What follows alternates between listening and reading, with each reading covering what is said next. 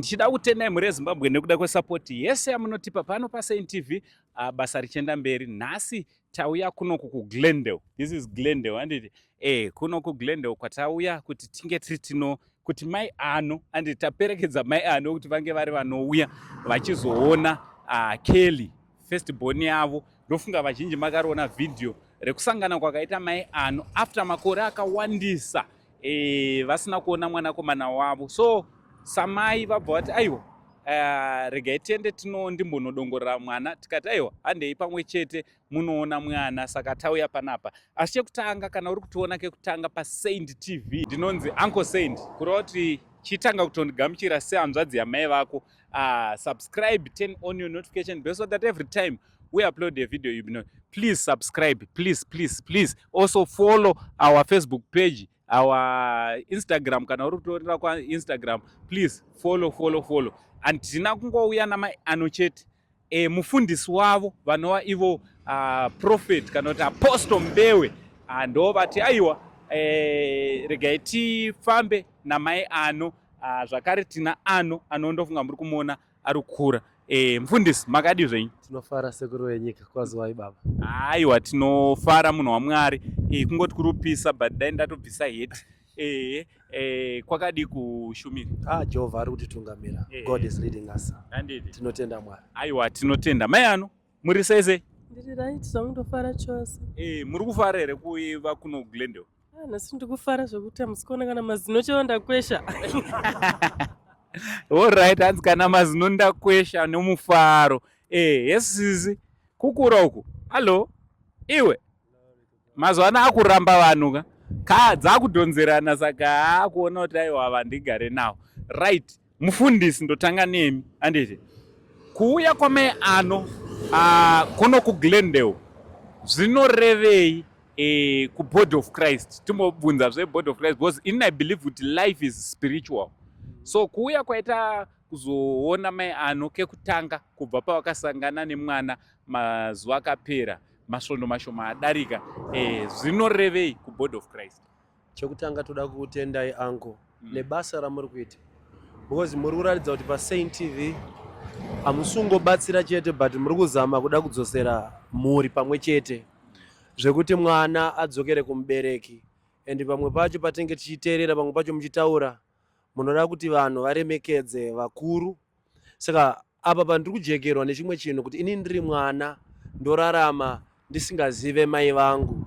Hakuna komborero mwana aigona kuzotambura muupenyu nekuti anenge ari busy kutsvaga vabereki. Zvakangooma kurarama usingazive kuti mubereki wako aripi. But kwandiri inini ndinoona kuri kudzoka kwecovering pamwana. Chero ivo vachinzwa kuti handina 1000 yandauya kuzomupa but kungoti ivo vasangana nemwana wavo vadzosera covering pamwana. Zvine zvazvinowinza munyika yomweya. Alright, ko kunyaya yereconciliation tichitarisa chinhu chereconciliation mabroken relationships akaita seawa mungatidawo kuti kudii kunzoko tine vabereki vakazondibata vakawanda varume pamwe nevakadzi vachiti mwana wangu ndane makore ndisina kumuona zvekuti ndakuto ukama hwakatokanganisika. Vamwe vaitochema, vamwe vachitiwo takaroorwa nevamwe varume tikasiya vana kumisha. Vana ava hatichazivi kuti tinotangira papi patichavaona. Zvinorevei kunyaya yereconciliation? Munhu ngaamire nemhuri yake angu. Munhu anofanira kumira nemhuri yake.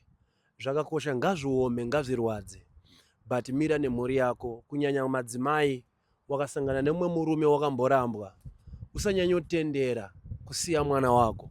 Usati wawanana nemurume mutsanangurire ndakamboita mwana kusaidi, ndaita mwana iwewe ndigamuchire nemwana wangu.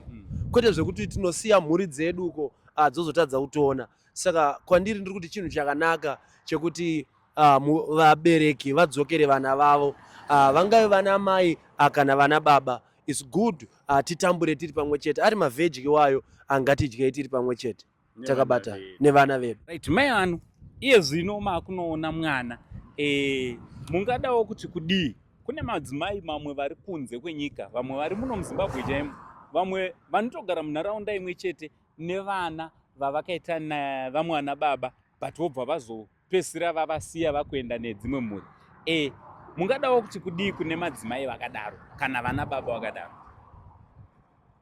ngavarangarire mwana because as long process kuti Mwari vazokwanisa kuti uzosvika pane mwana iye kana uchinge watora nguva yakarebesa uchitachi I don't care kuti uone mwana wako wakazvara kuburikidza nemasituation anenge akaitika kumashure. Saka ngatingoita kuti tirangarire vana vedu, tigare nevana vedu. Chikuru kurangarira mwana wako, kugara nemwana wako wakazvara chete. Saka iye zvino takubva panapa sekuzoona kwenyu tatodriver kubva kuHarare kuya kuno Glendale kwatakuenda kuperekedza mai ano kuti vanoona Kelly uye kuti mwana akagara sei. Inzwai hama dzangu, zvese izvi zvaitwa nokuda kwenyu. Kune hama yakati aiwa mai ano ndoda kuti ndizosponsor, ndakanzwa vachitaura nyaya yekuti vada kuzonoona mwana, so ndovatisira few. Ndoda kuti maita basa enyu matete, thank you so much nekunge muri muno supporta mai ano kuti tinge tiri tinouya kunoku. Tinogona kusataura edu zita renyu, mongoramba muri anonymous, but Mwari wekudenga vanokuzivai. Anyone anosupporta mai ano, Mwari wekudenga vakuitire zvakanaka. Tichadawo futi support yekuti mwana uyu ange ari anoenda form 1 nekuti izvezvi anga akanyora grade 7, but tanga tichida kuti munge muri munosupporta mai ano kuti vange vari vanosupporta mwana wavo ange ari anoenda form 1. Izvi zvichiitirwe iri nzira yekudzoreredza ukama hwamai pamwe chete nemwana, reconciliation. Anditi Mwari wekudenga achitiitira zvakanaka. Saka handei tinoona Kelly, handei tinosangana na Kelly, tinoona paari kugara muno muGlendale. Akumbira mondi bazi Jesu ai Mwari kamisi kamisi yangu yose Mwari waimoite oite kufa kwangu Mwari wekosandi usandikiseni Mwari wemusandi usandikiseni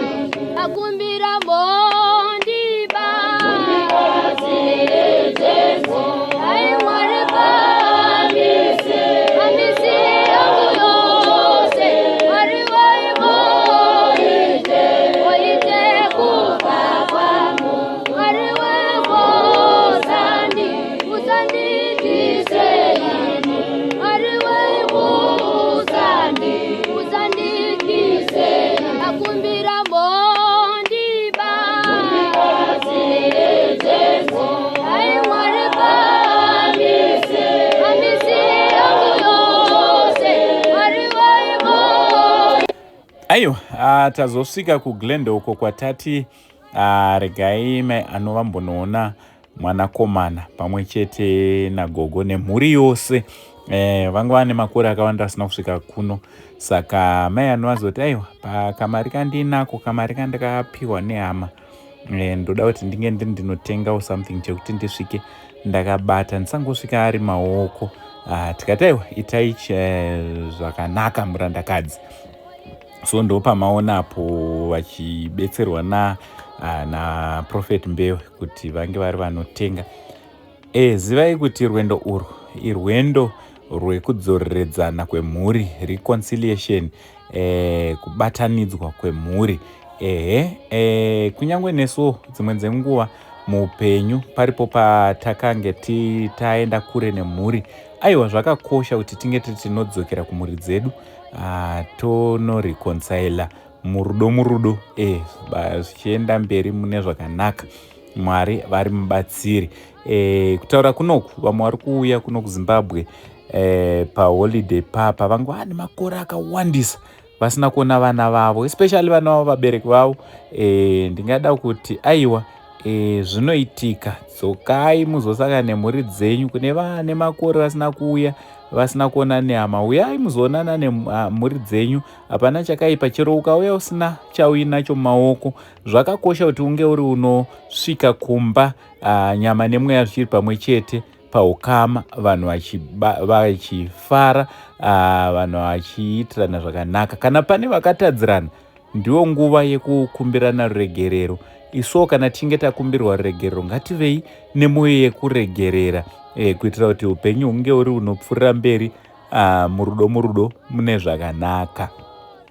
handataurisa chigara ipapo munzwe zvinotevera hurukuro ichaitika. Iyo zvino tasvika kuno kuGlendale uko kwatasvika kwambuya waKelly handiti naKelly nemhuri yavo kwatauya namai ano kwataperekedza mai ano kuti vange vari vanozoona vamwe handiti mbuya Kelly makadi zvenyu? Tinofara Uncle Saint, makadi zvenyu? Tiri nani? Iri semhuri yenyu? Muri tiri right, muri kungotiona. Nandi tinotenda Mwari. Singaze kwamabva kuri sei? Aiwa, isusu kwakanaka chaizvo. Zvokudzwa. So nhasi hatisi kufamba tega, tafamba na Prophet Mbewe. Ava ndo Prophet vatakaisa mai ano mumaoko avo. Vanonzi Prophet Mbewe. So Prophet ndofunga makaona video ratakaita nambuya waKelly. Ndo mbuya waKelly and then uyo ndiye Kelly. Handiti so uri sei upenyu? Aiwa, uri right. Totobvunza munhu waMwari kuti kwakadii kunobva. Mai anobatai mwana? Onai akunetsa ari kurivarerwa nekatambwa. Ari kunakidzwa nako. Tinotenda Mwari, tafara tatsika kuno Glendale. Aiwa, chokwadi, totenda imi mazotiona. Amen. We praise God. Chokwadi. Amen.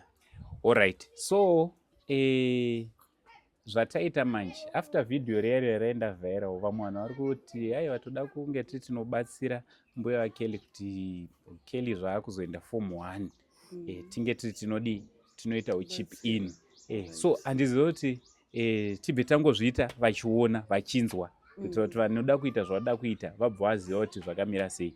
Mungatitsanangurirawo pamwe nevakateerera kuti zvekuchikoro zvakamira sei? Kuchikoro manga makatsvaga mune pamuri kuziva here kuti angangoenda form 1 mukomana? Ya, kwanga achidzidza ikoko kune sekondari. Alright. Ndokwatingotarisira kuti anongokontinue ikoko zvake.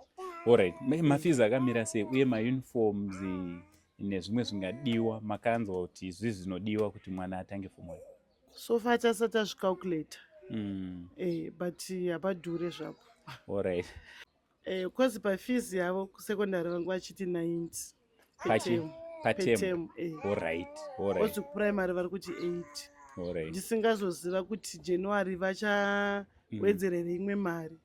But yana ndichiziva $90 US patem. Alright. Kozi zvemauniform zvinotengeswa kupi? Ipapo pachikoro ipapo anotengeswa futi mauniform aripo. Alright. But anga range yekumamari? Evakomana I think $15. Alright. Pa set yese shirt neshorts zvacho. Alright. Kana kuti ndinogona kuzondobvunza kuti zvakamira sei. Satongorenja kuti patongo $20 inofanira kukwana shirt neshort rachona ndini? Zvinokwana. Zvinokwana. Kotiwo bhutsu. Bhutsu dziri kurenja mamari iko bhutsu dzekuchikoro? Bhutsu dzine mapuraizi zvichidhipenza nequality yacho kuti inenge yakamira sei. Kozi kune dzimwe dzema$6, dzimwe ma5, dzimwe 8, dzimwe 10, dzimwe dzoita 12. I think kuendera bhata dzekuma$25, $30 matafi maweinbrena nematafi I think ndo dzine dzakati simbe. Zvakudhipenza kuti homwe inenge yakamira sei. Tikatogara tatovazivisa vari kutozi apa paisi yenyu homwe yatiri kureva pari zvino takutongoitira kumhuri yeZimbabwe inoda kubetserana nemi pakutakura mutoro. Saka tikatenga chinhu chekuti chinomulastawo gore or so I think zvinodi zvinoita kozotiwo chikoro kwacho kunenge kuchidawo lunch box takungotaura zvese handiti. So hama dzangu ndakutoti ngatimirei nemukomana handiti ngatimirei nambuya Kelly kwavabva ndokure. Saka tinoda kutongokutendai nekuramba muchiita basa rakanaka kudaro. Mwari wekudenga munoziva kuti semashoko indogara ndichiudza vanhu kuti mashoko mufundisi ari limited. Munganipa plate yesadza izvozvi ndinoti chi maita basa. Izvezvi mukanditengera motikari kuchengeta kwese kwamakaita mwana wemukomana kusvika nhasi hatina rimwe vara ratichataura kunze kwongoti thank you. Chokwadi. But mathank you achona anosiyana. Ndinotenda kuti Mwari Mwari havapererwi ende Mwari vanoziva kubata kwese kwamaita kusvika pari nhasi nerudo rwenyu irworwo. Mwari varamba achikuitirai zvakanaka muchipfuurira mberi. So mai ano mai Kelly, kunokuregai titi mai Kelly. Kelly anozoita shanje kuti ano ndiye akunzi anowa mai manje kwenini. Ndachada shanjero. Shanje dzakatoperera. Right, mai ano naKelly. Anditi muri kudawo kuti kudii nekusvikawo kwataita kuno? Inini ndinotenda ukuru hwaMwari nenyasha dzaMwari handina zvakawanda. Natsoswededzai padhuze sezvandakaita izvi. So Ndingotenda ukuru hwaMwari wandisvitsawo pano, ndikufara chose ndasvikawo pano. Nowandisvitsawo pano, nowasapotawo kuna angu sendiwo. Kuti Mwari akukomborerei muramba muchingofaitira kundibatsirawo kuti ndinge ndinodzosa bhondi nemwana. Saka zvamauya kunoku mungadawo kuti kudii kune mwanakomana akakuteererai uye ari paside penyu, chimbomutarisai munatsomuudza zvamuri kutaura. Isai ndokumbira muise padhuze pemuromo wenyu so sezvizvi sekudaro so chitaurai munatsonzwika. Kelly, uri right. Ndiribo. Tiregererewo mwanangu nekugarisa kwandaita nguva yese ndisingauye kuno. Kwakuri kuburikidzawo kwezvimhingamupiniwo ndakasangana nezvakasiyana siyana, but zvinogona kutorera nguva kuti uzvinzwisise. Asi apa uchazvionawo hako kuti mai vangu zvishuwa. Vakatondikumbira rugerero zvishuwa. Ndakasangana nezvakawanda wanda zvanditadzisa kuya kunoko. Ndofunga pandakambopedzisira kuya paya ndakakuti unozosara uchindinamatirawo kuti Mwari chengete amai vangu. Upenyu hwandakanga ndakurarama nguva yakanyanyisa. Kutozotenda Mwari kuti ndakanga ndiri mupenyu ndiri panapa. Ndoti sorry mwanangu, handiti sorry handika sure ndikosandiregerera. Kelly, ungadawo kuti kudii kuna mama nehanzvadzi yako? Wakaona kanzvadzi kako kaso cute, cute. Woda kuti kudii kuna mama nakuna cute? Ndoda kuti meita basa nekuyazondiona. Plus nekuzoziwana naano handiti? Aiwa, tinotenda Mwari.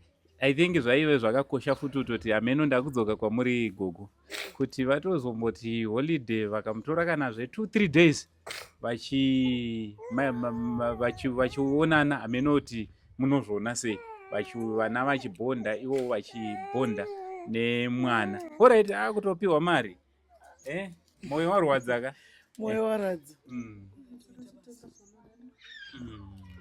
Aiwa, hazvina kuipa angu. Thank you so much. Hazvinomboipa, ndo zvine zvakatonaka izvozvo. Kutoti azive hanzvadzi yake. Vaonane, ene ndoda kutenda hangu ruzhinji rweZimbabwe muri kune vese. Vakwanisa kutambanudza maoko pamuri iyi. Ndongoti ngavarambe vakadaro. Nerudo rwenyu. Comment section aiwa ndiri kuona zvakawanda. Rambe makadaro muri yeZimbabwe. Alright. Mfundisi, mungadawo kuti kudii kumhuri? Wow, this is so touching, zvinobata angu. Asi toda kutenda Mwari watisanganisa because tine vamwe vanhu varinongonzwa kuti vaenda vanozotadza kuona mhuri yavo. Saka ndoti chakakosha kukanganwirana. Mama vachikanganwirawo mai ano nemwana zvakare achigona kukanganwirawo mai. Naivo mai vacho zvavadzoka ngavadzoke nemwoyo wese vachirevesa. Chandinotenda hatigone kuchinja zvakaitika musi weMande, asi togona kuita zvimwe zvinhu zvakanaka nhasi zvinogona kuita kuti tinzwisisike. Saka hatigone kuchinja nezuro, asi togona kuita zvinhu zvakanaka nhasi uchiripo mukana wekuti tigonere mwana, uchiripo mukana wekuti anzwe rudo rwedu.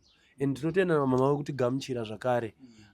Vari vamwe vaigona ngoti chingozviita zveupenyu hwako ikoko kana wakangoenda, asi tinotenda Mwari nerudo rwavo. I think ndoda kuti ndiitsinidzire ipapo pana gogo vaKelly. Mwari wekudenga wakuitire zvakanaka. Ozi kazhinji pane shoko ramakatanga kutaura patakasangana. Ndingati after gogo vaKelly vaona picture yamai ano varatidzwa havanotora kutendera dzimwe 10 more minutes vasina kufona. and havana kutendera 2 more hours vasina kukwira bhazi kuti ndakutouya ikoko zvokuti nyange ndanga ndiri bhizi musi wachona ndakanatsofila rudo rwavo ndikanatsofila kuti no she's someone anetori nemwoyo wakanaka. Mwoyo wemunhu mufundisi ndimi munotiparidzira unonetsa kuti hauoneke, but zvaunoitwa nemunhu, mashoko anotaurwa nemunhu ndo aunotanga kuona kuti munhu uyu ane mwoyo wekuregerera, ane mwoyo wakanaka. Ameno, mungada kutiwo kudii mufundisi kumhuri yeZimbabwe yakatiteerera, number 1. Number 2, kuna gogo waKelly, gogo waAno, zvakare nekuda kwerudo rwakadai. Also kumhuri yeZimbabwe kune vamwe vanhu vandori nemhuri dzakaenda, vamwe vasingachatowirirane, vasingatotaura, ai munodzifambira nyaya dzachona, ndokubasa kwenyu mafundisi. Taura iri izwi munhu waMwari. Toda kutenda Mwari, kumhuri yeZimbabwe ndori chakakosha irudo, kwete rekutaura pamashoko, uye kuchengeta munhu kwakasiyana nekuparidza kwatinoita isusu. Because inini mufundisi kwandinoparidza, vatendi ndo vanomira neni nekuti ndaparidza, but kuchengeta mwana baba kwakaoma because ndiye ari kuda support kubva achiri mudiki uchimira naye. There is no benefit from you on that one. Saka dai mweya wekuti tobatsira, vangave vana, vangave vazukuru, variko vana mbuya variko mukati medu, vakuti vakasirwa vazukuru unozonzwa dzimwe nyaya, but pandasvika mukomana panapa ndamuona akagwinya, ndakatoti ndiye mukomana wacho kawa. Vamwe umwe mwana zvinotogona kuoneka pamba apa kuti uyu mwana arogara apa, mwana akasiwa namai vake, but patasvika panapa hapana difference. Saka ngatidei vana vedu, ngatidei vazukuru vedu, vana mbuya nerudo rumwe chete. Mai ano vanga vachitaura kuti masangowo pamwe pacho hatisi kunzwisisa, especially mazuva ano kune nyaya dzekuitika dzevanhu vari kusiya vana vachienda kujoza. Pamwe pacho togona kushora munhu kuti hasi kutumira grocery uri mbuya wasara nevana, but pane zvaasangana nazvo tiri ikoko. Saka tinongoti ari paground ane mwana, ngatisaite kuti vana va-affecteke nemasituations ari kuaffecta mai kana ari kuaffecta mbuya. Na mbuya ano ndinongoti Mwari vekudenga ngavakuitire zvakanaka. Mwari ngavaramba vachikuropafadze, hazviri kuti vaiwana kana kuti munowana stereke, asi Mwari ngavakuitire zvakanaka. Aiwa, tinotenda munhu waMwari amunyepe. Ayo Mwari vanoramba vainesu because ndo vakaronga chinhu ichi. Saka tinongoti Mwari rambai mungori nesu samari nekusingaperi. Amen. Yeah. Mhuri yeZimbabwe, ndofunga last time makati takasvima misodzi. Aiwa, nyaya iri panapa yechokwadi inobata, asi chiri kunyanyofadza kudzokedzana riri evhangeri riri kuparidzwa panapa kuti kunyange vanhu zvikaita sei, vanhu pakava nezvakawanda zvaitika nezvataurika, pakupedzisira chakakosha rudo, pakupedzisira chakakosha kuregerera, kwete kuregerera kwekutaura nemuromo, asi kwekunooneka nezviito, kuti aiwa isusu takuda kufuratira zvakaitika kumashure, tinge tiri tinoenda mberi, and most of the times tinge tiri tinozviitira vadiki vatinenge tiinawo, kuumbiridza dzimhuri dzedu, kuumbiridza mararamiro edu atinoita, nekuti mararamiro edu anoputsika kana tikange tiine zvinhu pamwoyo. Takaunganidza zvinhu pamwoyo, tinotadza kurarama zvakanaka, kunyange neutano chaiwo chaiwo. Munhu ane zvinhu zvakawanda pamwoyo ndo panonzi abatwa zvana BP, abatwa zvirwere zvino zvine chekuita nekufunga nekudutira zvinhu pahana dzedu. I think zviri panapa, it's a great lesson. Pane chamuri kutodzidzawo kuna mai ano, kune chamatodzidzawo kuna gogo, mashoko ari kutaurwa namufundisi. This whole story, find something positive to learn out of it. Ndine problem nevanhu yekuti they don't see anything positive pachinhu chega chega. Vanoda kunge vari vanotaura mashoko asiwo, vanenge vari vanoona zvisizvo. Asi panyaya iri panapa ngatinge tiri tinoonawo zviri positive, Mwari wekudenga vachitiitira zvakanaka. Kune vanoda kunge vari vanobatsirana nagogo namai ano, aiwa, you know what to do, nhamba dzinenge dziripo, towanikwa tiri tinobatsira, tingopfuurira mberi, Mwari wekudenga achitiitira zvakanaka. Gogo, mungadawo kuti kudi shoko renyu rekupedzisira? Shoko rangu rekupedzisira nderekuti ndiri kufara. Fara kwandiri kuita kwakanyanyisa kozi vanhu havazvinzwisisi, asi ndiri kufara. Ndakachema hangu, but this time handichachema nekuti bhondi ravapo pakati paano, mai ano naKelly ndo chihombe chandira kuti Mwari maita henyu ipapo. Ende kana iye Kelly waane mufara kuziva kuti mai vangu varipo, paanenge ada kuonana namai vake anenge akasununguka, sezvo zvamataura angu kuti anoenono mai vake kuholiday. Aiwa, zvino ndo zvinotodiwa. Andoda kutenda hangu ipapo. Tinokudza Mwari naizvo. Aiwa, tinokudza Mwari naizvozvo. Kelly, chimbondiudzawo ka size yako yebhutsu ichi, mfana iwe watokura kagumbo ero boy here. 5. I5? Oh, all right. Ko ma shorts, ma trousers, ma t-shirts. All right. Une makore mangani? Vanhu vanonzobata makore. 14 years. Inzoweka sei ndiri kubvunza ka. Pane vanhu vakandibvunza zvikani. Kelly anopfeka size ani yebhutsu. Saya mabva mazvinzwira kana waona video rino iri kusvika panapa uchida kuitira something Kelly anopfeka size 5. Christmas yakusvika. Handiti ngatimbospoila yemukomana. Timbospoila ichi. Dziri kose. Ari kunyara.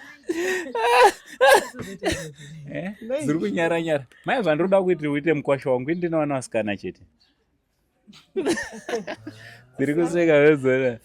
Ndoda kugara ndabatira mukwasha ka. Mbuya Kelly chitogara ematopota muchiwinza mbichana. Uye gachita mukwasha pamwanga ngwari. Aiwa, kungwara kangwara chete but hamusi kumuziva chete. Mati chimufundisa. Tomita mufundisa aiwa. Osangana nevanhu. Osangana nevanhu. So ngwari. Anongwara. Haiya kungwara kangwara asi kuda zvokutaura chete. So hama dzangu tinoda kutenda Mwari. Ngatiwane zvatinoita zvikuru sei Kelly timboita kuti ange ari anofilawo loved pamakore ese awa zvakaitika. Timbobatsira mwana kuti angari anodi anodzokedzana. Mwari wekudenga achitiitira zvakanaka. Zita rangu ndinonzi Uncle Saint. Ndori pachitupa. Tiri kuno Glendale. Aiwa, mirirai muzoona zvirongwa zvimwe zvinoteera. Don't forget to follow, don't forget to subscribe, don't forget to like, comment and share this video. From Uncle Saint, the only Zim Uncle. Chanzvadzi chamai venyu Biza rinokunda pamijaho. For now, it's much love and God bless. Akumbira mbondi ba